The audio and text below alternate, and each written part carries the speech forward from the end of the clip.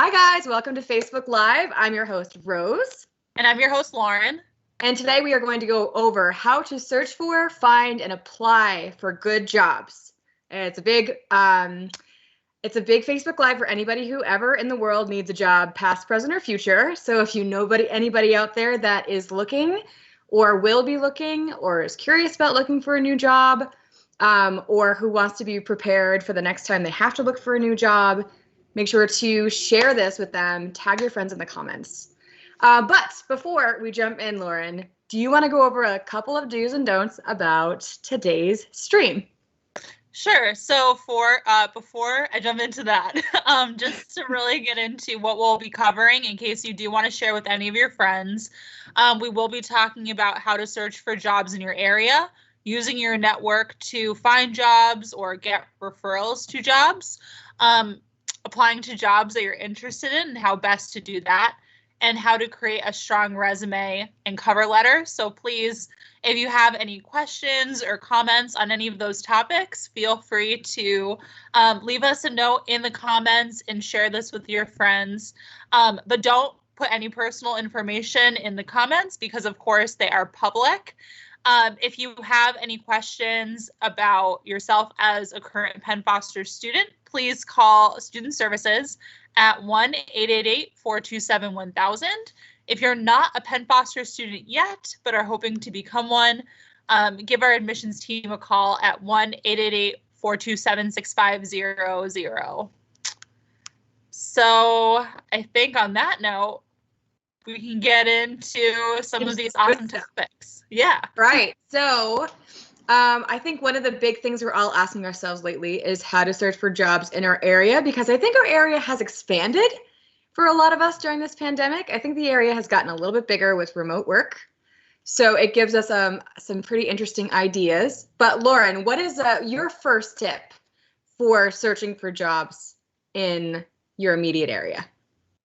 So definitely check out online job boards. Look at Indeed, Monster, Glassdoor. Also, we have a Penn Foster job board.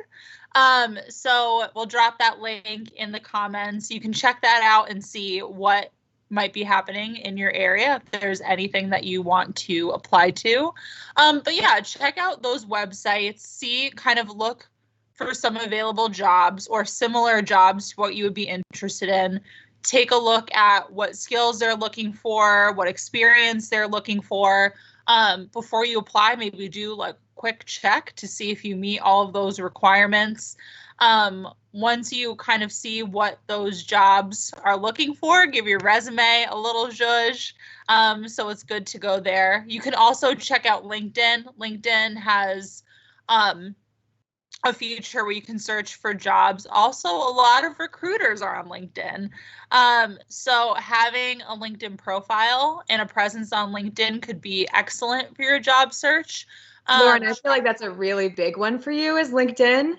I love LinkedIn. Lauren's very good at setting up a nice LinkedIn page, keeping it updated, and understanding the importance of LinkedIn. And I think, do you mind giving a couple of your LinkedIn tips? Because you have very good LinkedIn tips.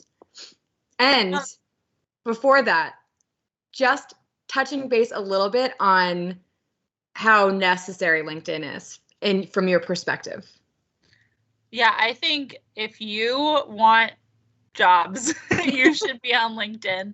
It's a great place to, like I mentioned, see what jobs are available in your area. Or if you, like Rose mentioned, have a position where you could have the option to work remote, you can see what's available anywhere, which is great.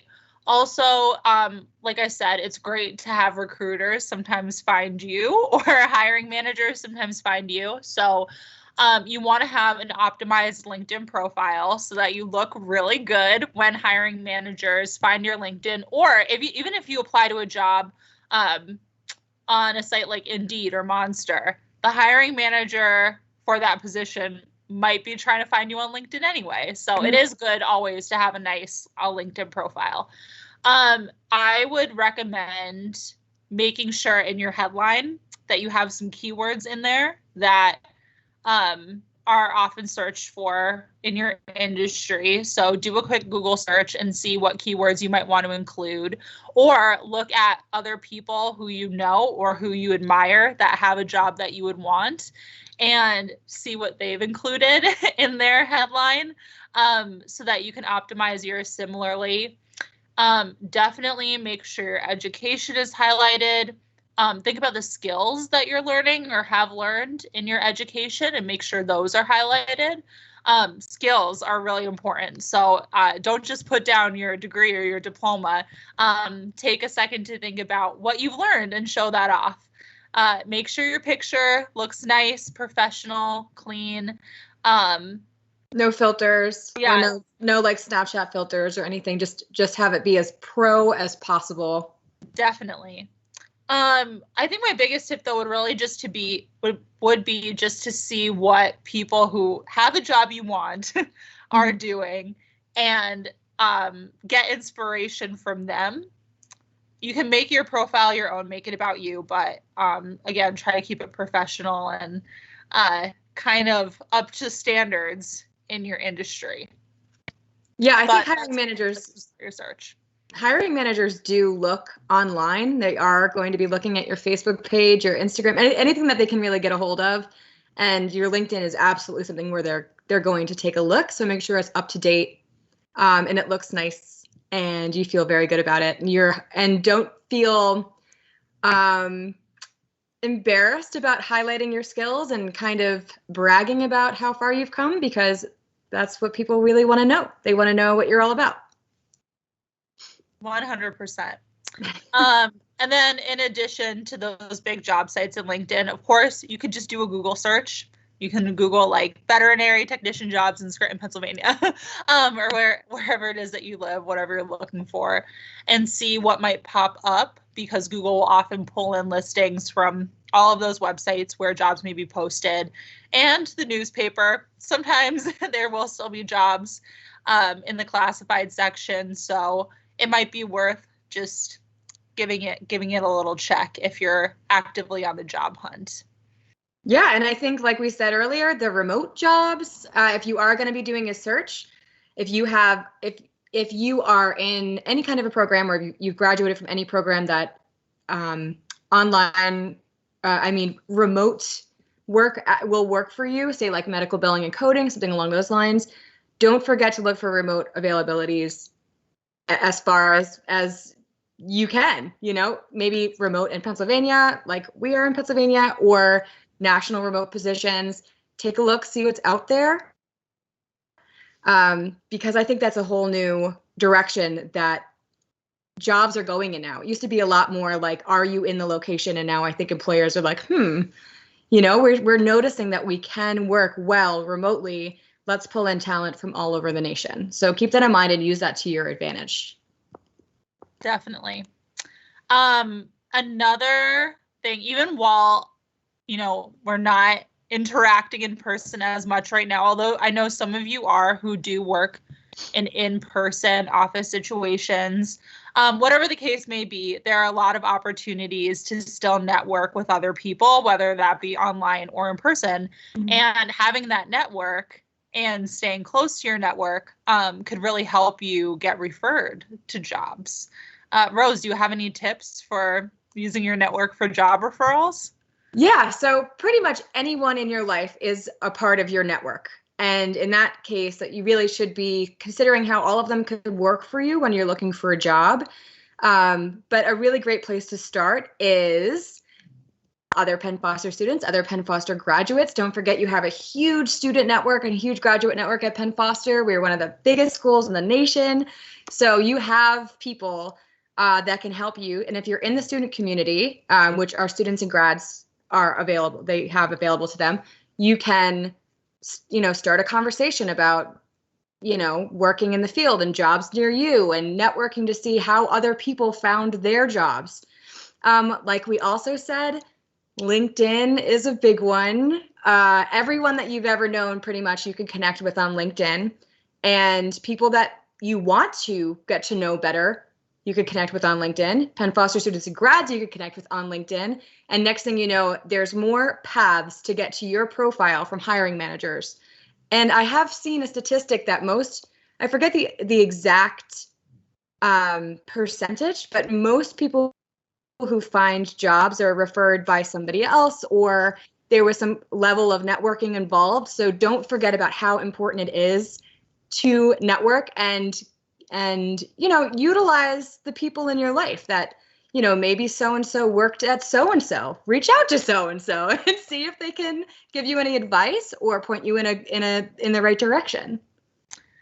Yeah, and for LinkedIn, I have another tip there as well, which is if there is a specific company or business you really have your heart set on and would love to work for, find people who work there, connect with them, and then if there are open positions that are available, see if you can do some digging to figure out who the hiring manager is.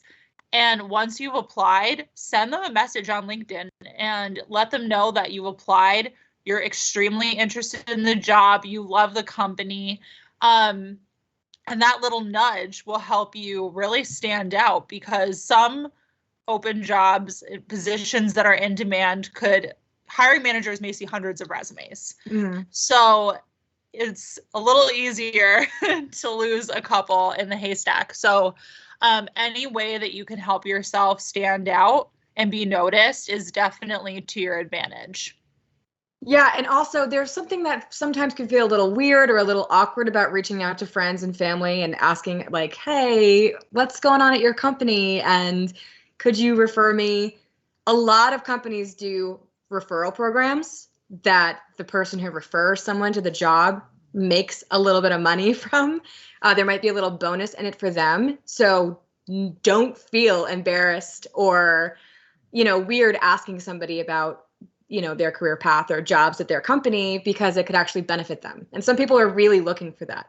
Yeah. Even if it's like somebody that you knew years ago that you fell out of touch with, they would still probably be thrilled to make a couple extra dollars through your referral. So don't feel embarrassed. They probably are actually happy that you reached out to them.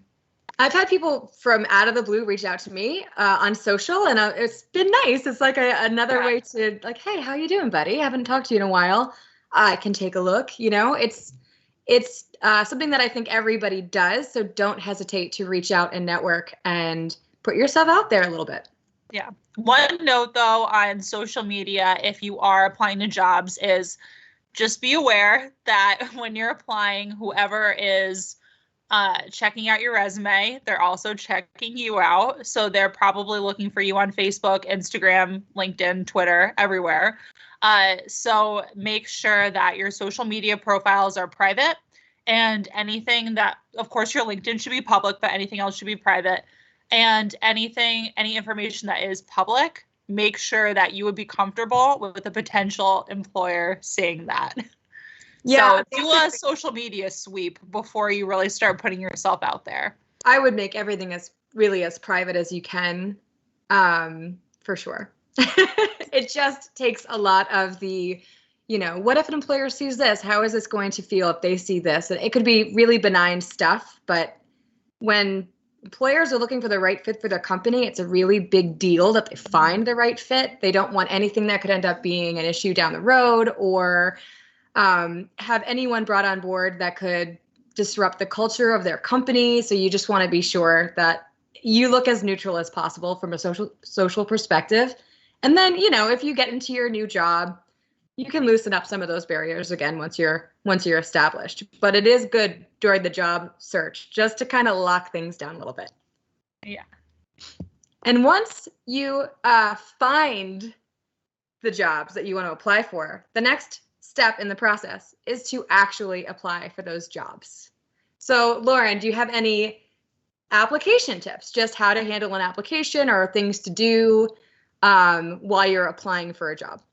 Sure. So step one, figure out what the company you're applying to, how they want to receive your application, and in what form. So, in the past, it used to be that in-person paper applications were the way to go. Sometimes that's still the case for a few companies. So, you might want to check into that. But a lot of times places do prefer to receive either an emailed application or they'll have an online portal where you will apply. So figure out where you'll be applying, what you need to do, figure out what information will be needed. So in some circumstances, you'll just have to attach a resume.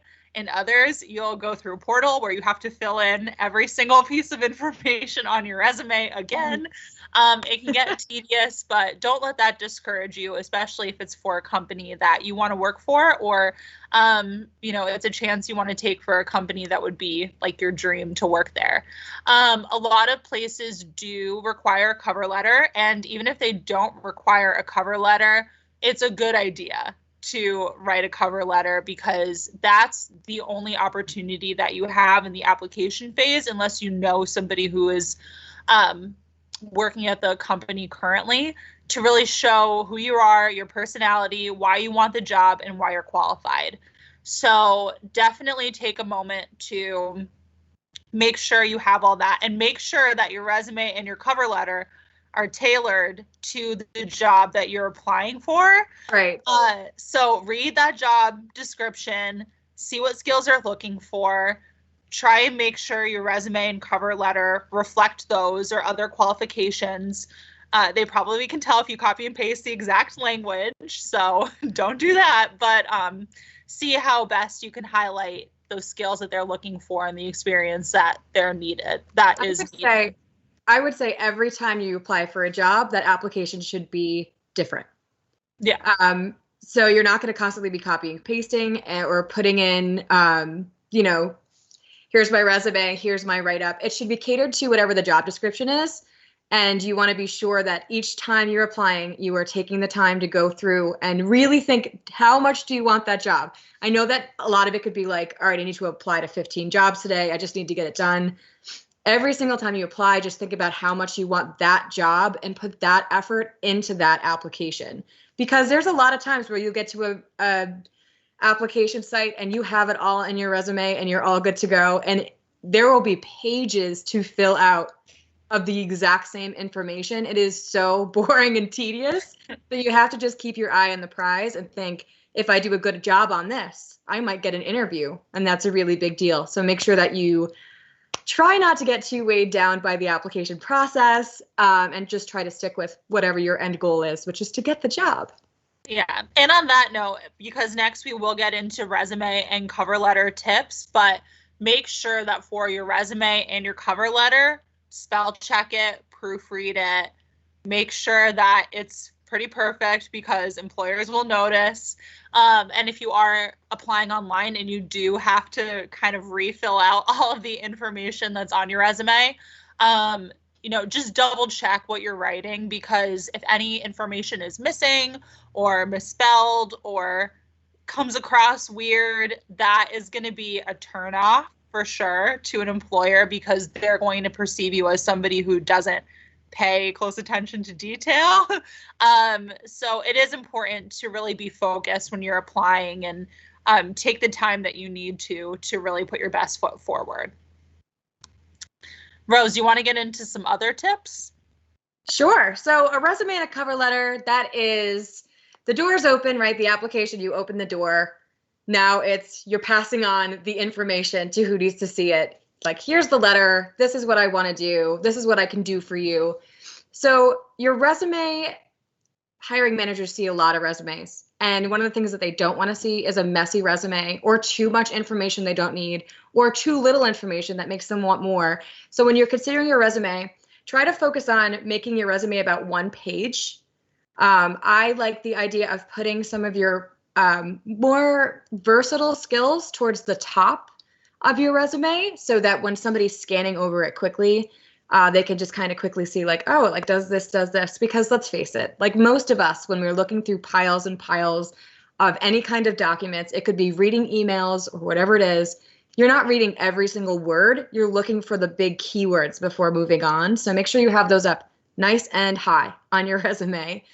And with that, don't forget, a nice template goes a really long way. And you could find a resume template on, you could basically just Google it and say resume template ideas, or Google Docs has some great resume templates that are free. So you could just download one of those and plug in all of your information. Super easy. Yeah, it really does take some of the guesswork out. And Google Docs will stay away from, those fancy fonts that, it might be tempting to make your resume look really pretty and add some like interesting ideas, because you do want to stand out. You do want to be eye-catching. But at the same time, the hiring manager, I can't talk. The hiring manager needs to be able to read it. That's so much more important than anything else that you could add or any fun font. So make sure it's just clean and easy to read. If you have a creative job, you could get a little creative with it, but I would definitely reel in a lot of those, unfortunately, more fun inclinations to make it seem like really fun and stand out. Really just focus on getting your skills at the top, some experience, which is, I think, rule of thumb is going back past 10 years is like just too much information. So stick within the last 10 years. If you have any volunteer work, say you don't have a lot of experience at all, put your volunteer work on there as a past, maybe not as a past job, but maybe under like a special skills section or just a volunteer work section.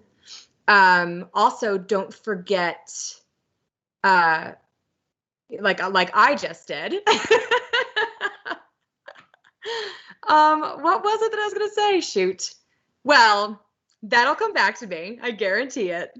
Well, on that note, I have a little tip, which is when you're looking at experience to include, try and just include the experience that's most relevant to the job that you're applying for. So if you're somebody who's worked a ton of odd jobs, some of those might have skills that can translate into the job you're applying for.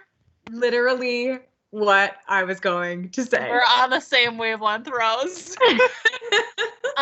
But yeah, if there's a job that it was like an odd job you did like 8 years ago, the skills don't really apply at all, you can feel free to leave that off your resume if it's not something that's going to impress the hiring manager, really enhance what you're trying to put forward about yourself.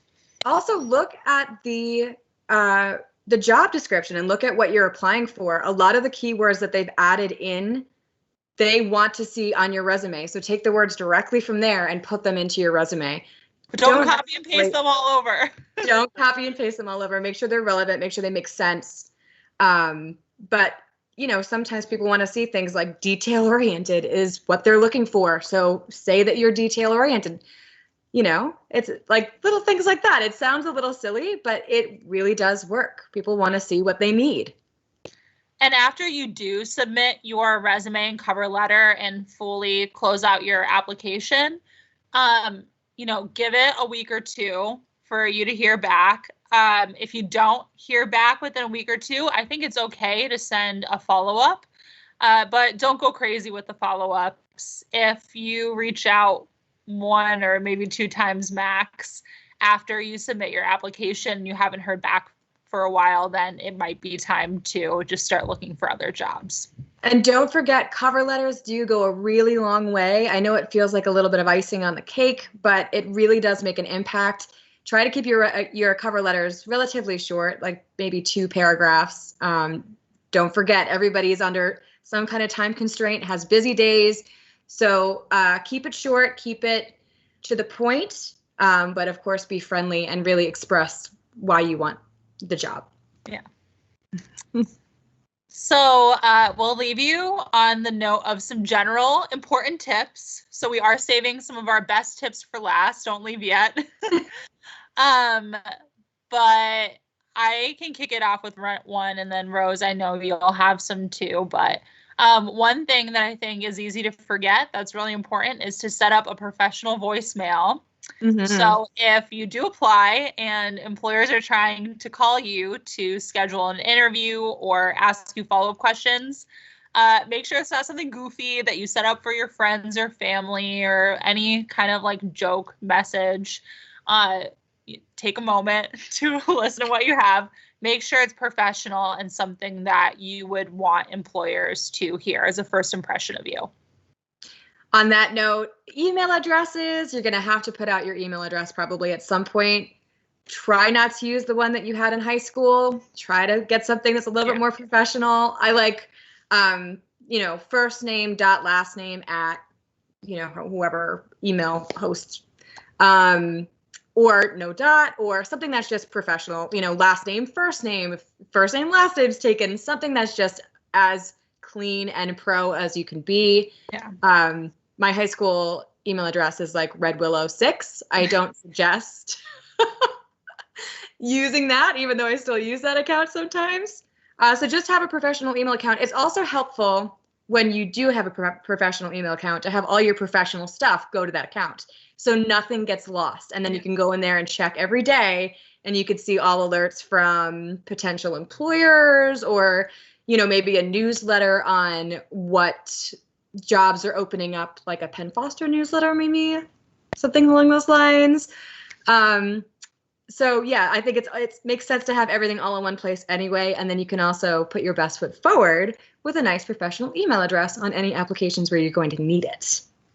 Definitely. I think to summarize a lot of the advice that we gave today, it's that you want to stand out in good ways. You don't want to stand out in a way that an employer is going to think is funny or misses the mark. So having a silly email or a silly voicemail, or using a crazy font on your resume, or like a joke in your cover letter, that's probably not the best. So you want all of the focus and all the attention when somebody is reviewing your application to go to your skills and your education and your qualifications for the job. So keep their attention there. So do a review of all of your materials and things that you have, your social media accounts, email address, everything like that. And just make sure that when people are checking you out, they're only finding the best parts about you. Right. You really want to play it safe, because you might have a really great sense of humor, and that's going to be awesome for your future employer to know. But before they know you, they might just not get it. So instead of making things overcomplicated, just try to be clean and direct and professional. It's going to take a lot of the guesswork out on their end to figure out, like, was that a joke? Because some things also don't translate in text. But of course, like you said, Lauren, like, keep all your social media pages just nice and private. Change your profile pictures so they look professional all over, because I think you can pretty much always access those. Yeah. Have a really nice looking LinkedIn. Start connecting with people. Start putting yourself out there, because you're going to be a lot easier to find if you make yourself findable. Definitely. Well, guys, thank you so much for joining us today and talking all things career and job finding. We love getting to hang out with all of you. So have a great rest of your day. Have a great job search. And we will see you in 2 weeks. Hey, guys. See you next time. Bye. Bye.